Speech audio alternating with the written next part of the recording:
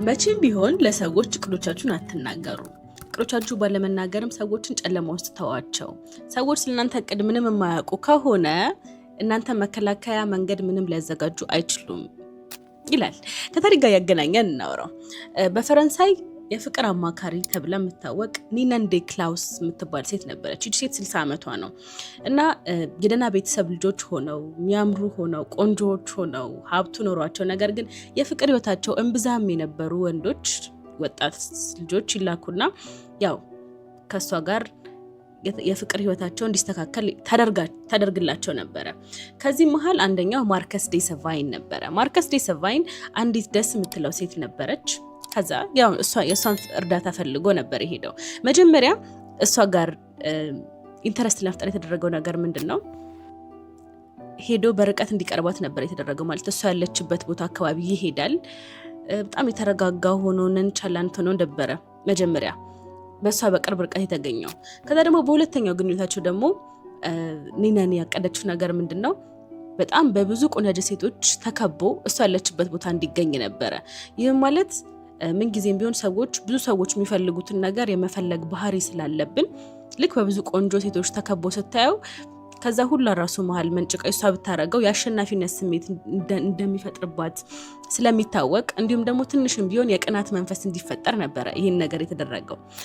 ከዛ ግን በሶስተኛው እሷ በፊት እሱ የማይገኝባቸው ቦታዎች፣ ማለት እንዴት ነው ወንድ እንዴት እዚህ ቦታ ይገኛል የሚያስብሉ ቦታዎች እሷ ያለችበት ቦታ መገኘት ነበር የጀመረው።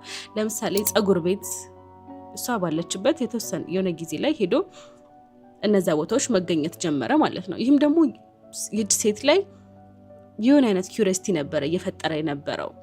እንደዚህ እየተባለ ሁለቱ ሰዎች ተገናኙ አንድ ምሽት ላይ። ከዛ ማርከስም የኒነንን ምክር መከተል ትቶ የዛን ቀን በጣም እንደሚወዳት በጣም እንደሚያፈቅራት ይናገራል ማለት ነው። የዚህን ጊዜ ነበረ ሴት በጣም ድንግጥ ብላ ያልጠብቁ አይነት ምላሽ ሰጥተው በጣም ይቅርታ ብላ ከሱ ፊት ዞር ያለችው ማለት ነው። ከዛ በኋላ ምሽቱ ሙሉ አይን ለአይን አልተያዩም፣ አላወሩም። ከዛ በኋላ ራሱ ቤቷ ሄዶ እሷን ለማግኘት ቢሞክርም ራሱ የለችም እያስባለች ነበር የመለሰችው። እንዴት ነው እዚህ ጋር ልክ መጀመሪያ ላይ በጣም የተሸፋፈነው ደስ የሚለው ወንድ በአንድ ጊዜ እቅዱን ሲናገር እሷ የነበራትን ኢንተረስት እንድታጣን ያደረጋት ማለት ነው። እና ምንጊዜም ቢሆን ኮንሲል ዩር ኢንቴንሽንስ ወይም ደግሞ እቅዳችሁን ሀሳባችሁን ደበቅ አድርጉ ሲባል ከዚህ ጋር ተገናኝቶ ነው። ሜቢ ይህም ደግሞ ጀስት አንድ ታሪክ ብቻ ሳይሆን ከብዙ ሰዎች ጋር ሪሌት የሚያደርግ ታሪክ ይመስለኛል። ቀጣይ ደግሞ ወደ ኢትዮጵያ ታሪክ እንምጣና እናውራ። ልክ በ1920ዎቹ አካባቢ ያው ኃይለ ሥላሴ ራሱን ንጉስ ለማድረግ በተቃረበበት አካባቢ የሁሉም አካባቢ ገዢዎች የነበሩትን እየጠራ የእሱን ንጉስነት እንዲያውጁለት ሁሉንም እየጋበዛቸው ነበር፣ ወይም ደግሞ እንዲቀበሉ ማለት ነው። በዚህ ሁሉም ያው ስልጣናቸውን በእጃቸው ለማቆየት ስለፈለጉ ሁሉም አክኖሌጅ አድርገውት ነበረ፣ ተቀብለውት ነበረ። ከነዚህ መሀል ግን ደጃዝማች ባልቻ ነበረ ደስተኛ ያልነበረ፣ ወይም ደግሞ እሱ ነበር ሬዚስት ያደርጋል ተብሎ ሲጠበቅ የነበረው። ከዛ ሚሽነሪ ላከበት ኃይለ ሥላሴ። ከዛ ሚሽነሪ ተላከበትና ባንኬት አለ፣ ወይም ደግሞ ያው ምሳ እየበላን እየጠጣን ንጫወት አይነት ግብዣ የተጠራው ማለት ነው። ያም ማለት እንደማይችል ያውቃል። ደጃዝማች ባልቻም እሺ ነው ያለው። ነገር ግን እሱ ሲፈልግ የነበረው በቃ እኔ ጋር ከመጣ እንደዚህ አይነት ነገሮች ከተፈጠሩ 10,000 ወታደር አለኝ፣ እዚህ ጋር ሲቪል ዋር ነው የምናረገው፣ የእርስ በርስ ጦርነት ነው የምናረገው ያለ እየጠበቀ የነበረው እሱ ራሱ ኃይለ ሥላሴ ጋበዘው ማለት ነው። ከዛ ልክ ናና አብረን እንብላ እንጠጣ ባንኬት ላይ ሲጋብዘው ያለው ነገር ምንድን ነው? በአንድ ቅድመ ሁኔታ ነው የምመጣው፣ ስመጣም የማደርገው ነገር ምንድን ነው? ከ600 ወታደሮቼ ጋር ቦዲጋርዶቼ ጋር ነው የምመጣው ይለዋል ማለት ነው። ኃይለ ሥላሴም አልደበረው፣ ምንም ችግር የለም እንዳታስብ፣ አንተን ማስተናገድ ለኔ በጣም ደስታዬ ነው ይለዋል ማለት ነው። ከዛ 600 ወታደሮቹን ይዞ ይሄዳል። የዛን ጊዜም በደንብ ነው ያስጠነቀቃቸው። እንዳትበሉ፣ ምንም መጠጣት ነው የሚባል ነገር የለም፣ በተጠንቀቁ ናችሁ ነው መሆን ያለባችሁ ይለዋል ማለት ነው።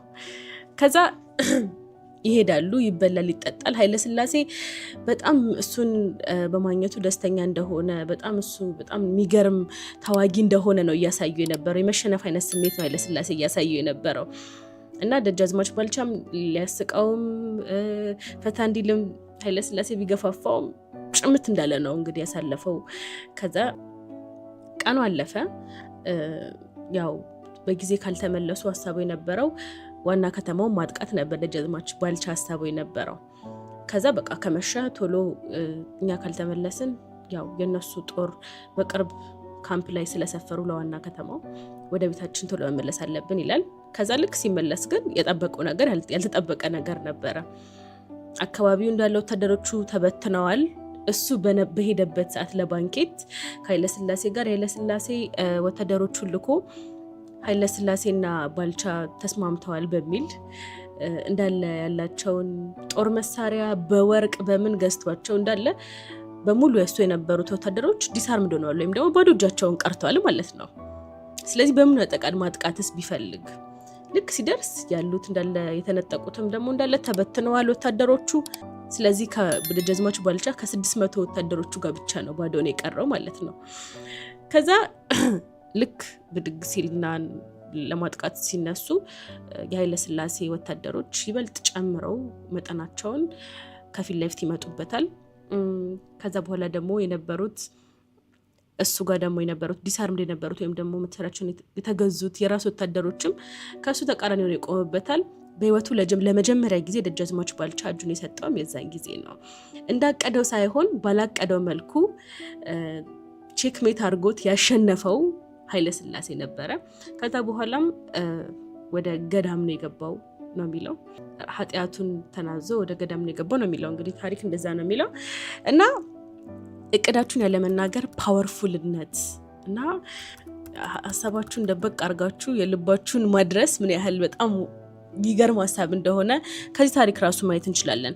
በሌላኛው ታሪክ ደግሞ በ1850 ላይ ኦቶ ቮን ቢስማርክ የፐርሺያ አንድ ዲፒቲ ነበረ ፓርላመንት ውስጥ እና በጊዜው ደግሞ ጀርመን በጣም ተከፋፍላ ነበረ በጦርነት እና በሰዓቱ ኦቶ ቮን ቢስማርክ የምርም እቅዱ ጀርመንን ከኦስትሪያ ላይ ዘምቶ ከኦስትሪያ ጋር ጦርነት ገጥመው ከዛ በኋላ ጀርመን አንድ ላይ ማድረግ ቢሆንም ሀሳቡ ልክ ግን ፓርላመንት ላይ ሲቀርብ ያልታሰበ ንግግር ያደርጋል ማለት ነው። እኛ ጭራሽ ምንድነው ጦርነት የምታወሩት? እኛ ጦርነት የሚባል ነገር አንፈልግም፣ እኛ በጣም ሰላማዊ ሰዎች ነን ይላል ማለት ነው። ምክንያቱም በሰዓቱ ፐርሺያ ብድግ ብላ አውስትሪያን ራሱ ለመጋጠም ብትፈልግ ይህን ያህል የሚያረክ አይነት ወይም ደግሞ እንዳሰቡት ሌሎቹ የፐርሺያ ሰዎች እንዳሰቡት የኦስትሪያን ጦር ኃይል የሚጋጠምና የሚሆን አይነት ፓወር ስላልነበረ እሱን ደግሞ ጠንቅቆ ስለሚያውቅ መጀመሪያ ጊዜ ለመግዛት ብሎ ነበር ይሄን ያደረገው።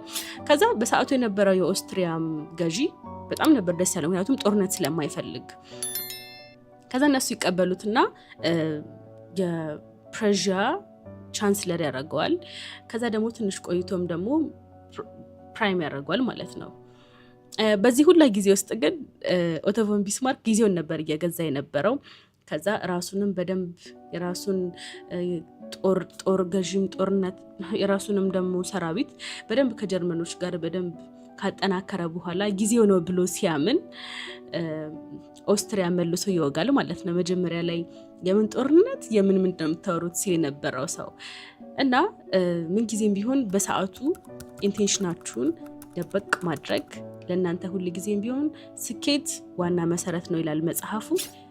ሎስ 3ኛው ሎ ላይ ነው ያለነው። ቀጣይ ደግሞ ቪዲዮ ደግሞ 4ኛው ሎ ከቨር እናደርጋለን። ቪዲዮ ሰብስክራይብ ካላደረጋችሁ ቻናሉ ሰብስክራይብ ካላደረጋችሁ ሰብስክራይብ አድርጉት። ቪዲዮ ላይክ ካላደረጋችሁ ላይክ አድርጉት። በ4ኛው ቪዲዮ እስክንገናኝ ባይ ባይ።